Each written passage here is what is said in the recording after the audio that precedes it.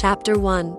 The Silence of Mars. The sun hung low over the red desert, casting long shadows across the barren plains of Mars. Dust storms swirled in the distance, like specters of a forgotten war. Commander Ava Reyes adjusted her helmet, the HUD inside her visor blinking with warning signs: temperature fluctuations, electromagnetic disturbances, and one that made her heart skip. Unidentified signal origin unknown. She turned to her crew. Did anyone else catch that? Dr. Malik Harrow, the mission's engineer, nodded as he tapped away on his wrist console. Yeah, the frequencies. Weird. It's not from the station, and it's definitely not natural. They were part of Expedition Perseus, the first permanent research colony sent to establish humanity's foothold on Mars. Or so they thought. Until yesterday, their mission had been strictly scientific: geological surveys, atmospheric analysis, and testing terraforming equipment. Then, the signal arrived. It came from beneath the surface, deep underground, near the Vales Marineris Trench. A signal composed of rhythmic pulses and bursts of sound that resembled language, not human. Chapter 2. Descend into the abyss. Do you even realize what this could mean? Dr. Yuko Tanaka, the team's xenobiologist, asked excitedly. If this is a message, a real one, we might not be alone. Ava was less enthused. Or we've stumbled into something that doesn't want to be found. Against mission protocol, the crew decided to investigate the signal. Equipped with Ava suits, pulse rifles for safety, and a tunneling rover called the Mole, they descended into the crevice. The descent was treacherous. Cliffs crumbled under their feet. The air grew colder the deeper they went, and their equipment began malfunctioning. But the signal grew stronger, more structured. It began to sound intentional. Eventually, they reached a chamber smooth, metallic, and clearly not natural. The walls glowed faintly, and strange glyphs shimmered across the surfaces. A central obelisk pulsed in sync with the signal. That's when everything went wrong. Chapter 3.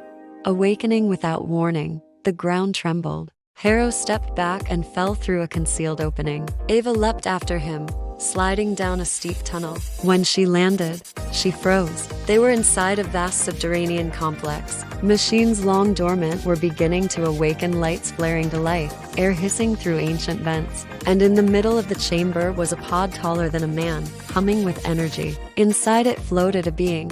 It was humanoid, but its body shimmered with light and shadows. Its eyes opened. You are not the builders. The voice wasn't audible. It echoed inside their minds. Ava tried to speak, but the creature raised a hand. You have disturbed the vault. Others will come. They will not be kind. Chapter 4. Invasion protocol. As the crew scrambled to regroup, alarms triggered back at base Perseus. Satellites in orbit began detecting strange anomalies. Something had activated in the Martian crust, massive energy signatures. Then the power cut. In the pitch darkness, creatures emerged, machines or organisms. No one could tell. Sleek, insectoid, and fast. They attacked without hesitation. The crew fought desperately. Harrow was dragged into the dark.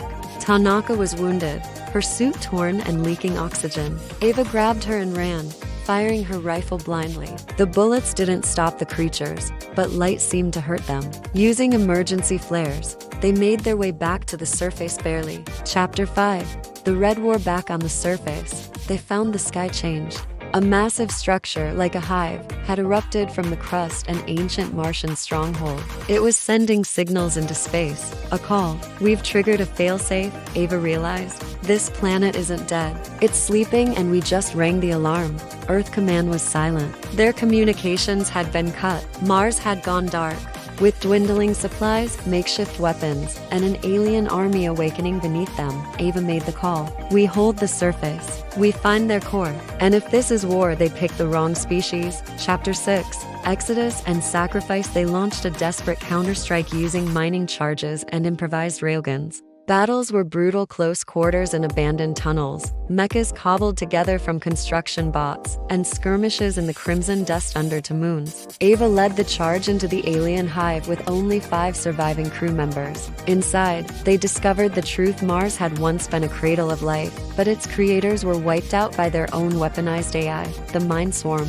And now that swarm wanted Earth. Ava knew they couldn't win, but they could stop it if someone stayed behind to trigger the detonation manually. As her team escaped in the last shuttle, Ava remained. She sent one final message to Earth: Fight, learn, survive. Mars remembers. So will I. She triggered the overload. The hive disintegrated in a white flash visible from orbit. Mars fell silent again. Epilogue. Legacy. Years later, as the Martian colony was rebuilt and Earth learned to defend itself against the stars, children were taught about the Red Horizon War, about the crew who fought not just for survival but to protect an entire planet, and about the commander who stayed behind so that others could live. Beneath a stone monument on Mars, etched into steel, are her last words. We came to explore. We stayed to fight. We leave behind a future.